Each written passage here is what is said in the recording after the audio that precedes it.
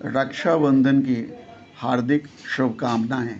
ओम येन वद्धो बलिराजा दानवेंद्रो महाबलः तेन तुमपि वंदनामि रक्षे माचल माचल। आज का मेरा विषय है आपके साथ डिजास्टर मिटिगेशन इन ऑफिस, यानी कैसे आप आपदा का न्यूनीकरण अपने दफ्तर में कर सकते हैं। लेकिन मैं आज अपने कार्यक्रम की शुरुआत, अपने सत्र की शुरुआत रक्षाबंधन की शुभकामनाओं के साथ करना चाहता हूँ। आप सबको रक्षाबंधन की हार्दिक शुभकामना। आप लोग भी दे सकते हैं,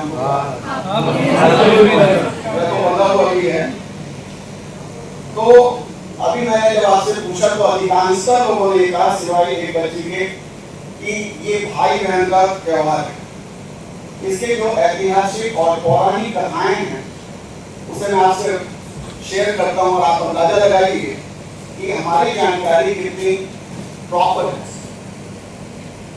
सबसे पहली कहानी जो पौराणिक है वो है इंद्र और इंद्राणी की। जो देव असुर संग्राम में इंद्र कमजोर पड़ने लगे तो जो देवताओं के गुरु थे बृहस्पति, उन्होंने रक्षा सूत्र दिया। मंत्र पढ़ के जो कहते हैं तो वो रक्षा सूत्र दिया जो इंद्राणी ने इंद्र को बांधा और इंद्र विजय की। तो पत्नी ने पति को बांधा। दूसरी कहानी है लक्ष्मी और राजा बाली, बलि भी कहते हैं उसको। राजा बलि जो थे वो राक्षस राजा थे और उन्होंने अपनी भक्ति से विष्णु को जब प्रसन्न किया तो विष्णु ने कहा कि हमको वरदान मांगो, क्या मांगना है तुमको। तो विष्णु ने जब कहा वरदान मांगने तो उन्होंने वरदान मांगा कि तुम हमारे द्वारपाल बन जाओ, गेट कीपर। अब दिक्कत हो गई कि अगर विष्णु द्वारपाल हो गए तो लक्ष्मी बेचारी अकेले वहां क्या करें। तो उन्होंने जब इसका कोई रास्ता ढूंढने का प्रयास किया तो उन्होंने बलि को रक्षा सूत्र बांधा। और जब बलि ने कहा कि मांगो वरदान या मनोकामना क्या है तुम्हारी, क्या इच्छा, तो उसने कहा मेरे पति को मुक्त करो। तो विष्णु को द्वारपाल से मुक्ति दिलाई गई। अभी तक भाई बहन आए हैं चर्चा में। तीसरी जो पौराणिक कथा है वो द्रौपदी और कृष्ण की है, जिसमें कृष्ण की उंगली कट जाती है और द्रौपदी अपना बंदूक फाड़ के उसका बांधती है और जिसका बदला उन्होंने चीरहरण के समय उनका इज्जत बचा के दिया। और यहाँ ये कहानी भाई बहन से। तो ऐतिहासिक कहानियां भी हैं। एक जिसका जिक्र कुछ लोग कर रहे थे, नाम गलत जान रहे थे। रानी कर्णावती चित्तौड़ की रानी थी, महारानी थी, और उन्होंने हुमायूं को संदेशा भेजा और राखी भेजी कि मेरी रक्षा करो। और वो उसकी रक्षा करने आते हैं। तो वहां भी वो ऐतिहासिक कहानी का है। और अब जो मैं कहानी बताऊंगा वो बहुत ही गौरवशाली लगेगा आपको। हम लोग सब लोग सिकंदर और पोरस की लड़ाई की कहानी जानते हैं और हम लोग ये जानते हैं कि पोरस को जब गिरफ्तार कर लिया सिकंदर ने तो उससे पूछा था कि तुम्हारे साथ कैसा व्यवहार किया जाए। तो उसने कहा कि मेरे साथ वही व्यवहार किया जाए जो एक राजा दूसरे राजा के साथ। शायद इतिहास की ये कहानी ऐसी नहीं थी जैसा हमें पढ़ाया गया या बताया गया।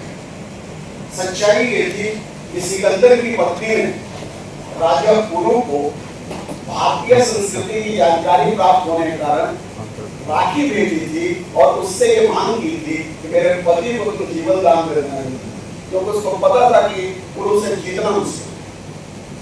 और जब वो उसको जीतने के लिए बिल्कुल कब्जे में ले रहा था सिकंदर को, तो उसको वो रक्षा सूत्र अपना याद आ गया और उसने उसको जीवन दान दे दिया और उसी समय वो बंदी बनता है। और उसके बाद की कहानी आप जानते हैं। सच्चाई ये है कि चूंकि ये सारा इतिहास यूनानियों ने लिखा है, कोई भारतीय इतिहासकार होता नहीं उस समय जो लिखता, तो यूनानी अपने राजा को हारा हुआ कैसे होता। इसलिए उस कहानी का उसने सम्मानजनक अंत दिया है ये कह के कि एक राजा का व्यवहार दूसरे राजा के साथ। ये सारी कहानियां जो मैंने पौराणिक और ऐतिहासिक बताई, इसमें भाई बहन के संबंध का एक को छोड़ के बाकी कई जिक्र नहीं। तो बेसिकली ये रक्षा की कहानी है, उनके लिए है जो रक्षा कर सकते हैं, जिनसे हम रक्षा की अपेक्षा है।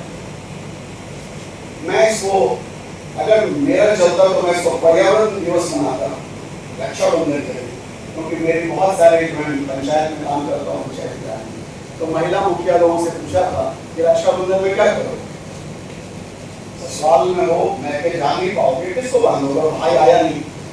तो उस समय एक परिपाटी चली और बहुत सारी जगहों पे आज है रक्षाबंधन के दिन आज आप पता करेंगे, कल अखबार में देखेंगे कि हमारे माननीय मुख्यमंत्री पेड़ पौधे बांधेंगे। ये परिपाटी शुरू हुई है पंचायतों से, भागलपुर के धरारा से, राजस्थान का एक बहुत फेमस पंचायत है, मैं नाम मिस कर रहा हूँ। तो मैं आया हूँ आपसे आपदा प्रबंधन पे बात करने। तो आपदा प्रबंधन कुछ नहीं है, जीवन रक्षा की बात है। आपदा में जीवन की रक्षा की बात, आपको नहीं लगता ये रक्षाबंधन ही है? तो मैं आप सबको रक्षाबंधन की शुभकामना के साथ वो बंधन देने जा रहा हूँ, जिससे आप अपना जान भी बचा सकते हैं और दूसरों का जान भी बचा सकते हैं।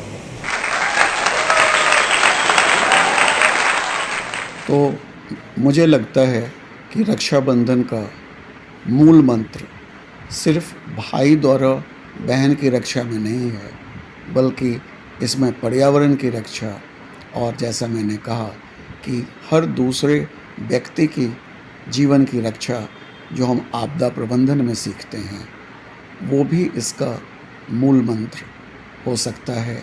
नज़रिया बदलें। उन साथियों का भी शुक्रिया जिन्होंने ये वीडियो बनाने में मदद की, जिसके चलते हम इसे आप तक प्रस्तुत कर पा रहे हैं। बहुत बहुत शुभकामनाएं।